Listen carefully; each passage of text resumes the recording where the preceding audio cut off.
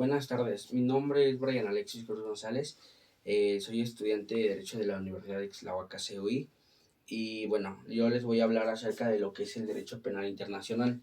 Dentro de este tema pues abordaré 6 subtemas, que es el derecho penal internacional, sus principios, principio de nacionalidad o personalidad, el principio universal o de justicia universal, que está presente en varias convenciones internacionales. También hablaré del principio real de defensa o de protección. Como número 6, el principio de justicia supletoria o subsidiaria. Bueno, en el número 1, ¿qué es el derecho penal internacional?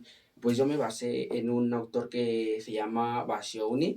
Esto no dice o afirma que el derecho penal internacional constituye la rama del sistema jurídico internacional, configuradora de una de las estrategias empleadas para alcanzar respecto de ciertos intereses mundiales el más alto grado de sujeción y conformidad de los objetivos mundiales de prevención del delito y protección de la comunidad y rehabilitación de los delincuentes.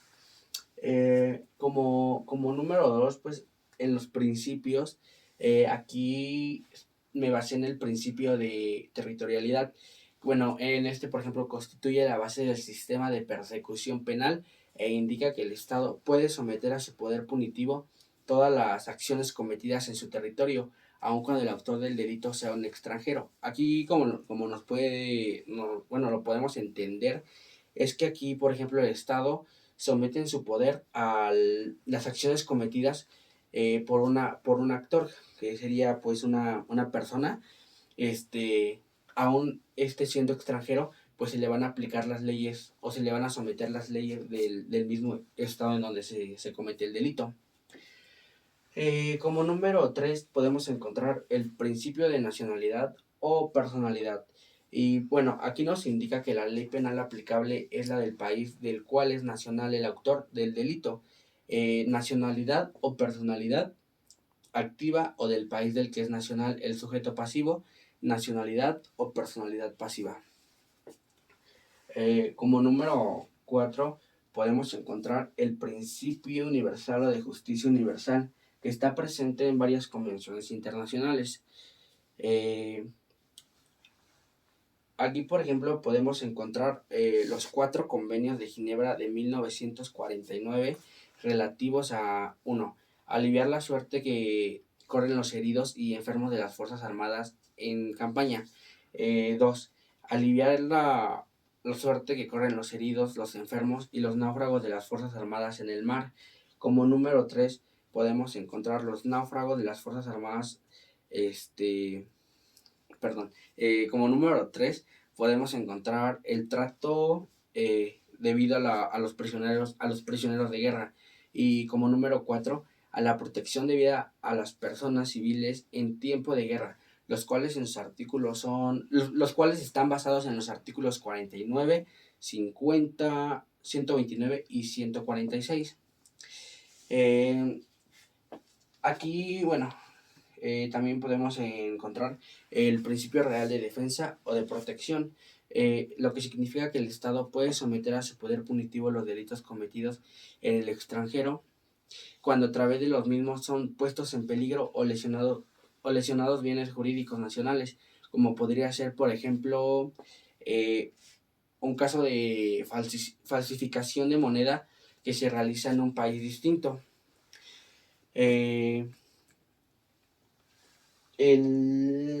También podemos encontrar el principio de justicia supletoria o subsidiaria.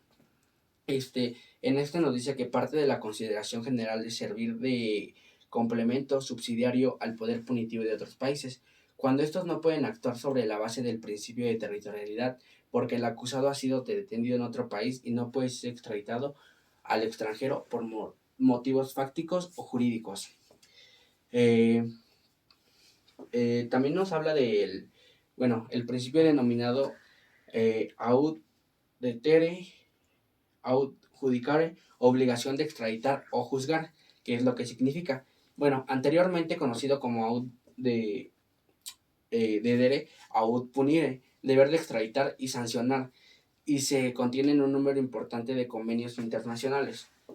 El derecho internacional penal lo podemos ver como en un sentido estricto. En su contenido confluyen todas las características que son propias de este último, es decir, eh,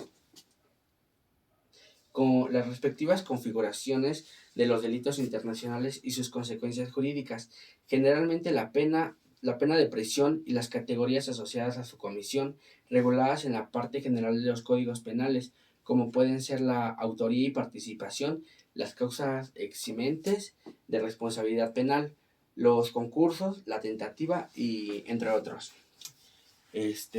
También nos habla del estatuto de un tribunal que estableció precedentes muy importantes, pues por primera vez se señalaron tipos penales concretos que podrían ser objeto de sanción por parte de la justicia penal internacional y que sirvieron de modelo para la codificación posterior.